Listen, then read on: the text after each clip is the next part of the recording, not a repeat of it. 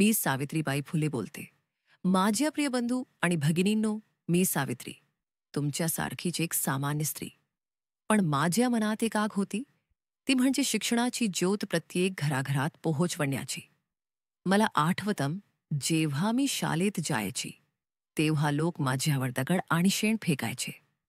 त्यांनी मला थांबवण्याचा खूप प्रयत्न केला, पण मी थांबले नाही, कारण मला माहीत होतं की या दगड आणि शेणाचा वापर करूनच मला शिक्षणाच्या पाया रचायचा आहे. आज तुम्ही ज्या मुलींना शाळेत जाताना पाहता, त्यांच्या चेहऱ्यावरचे हसू पाहून मला समाधान वाटतं. मी आणि माझ्या महात्मा फुलेंनी पाहिलेलं स्वप्न आज प्रत्यक्षात उतरताना पाहून खूप आनंद होतो. शिक्षण हेच तुमच्या जीवनातील खरं धन आहे.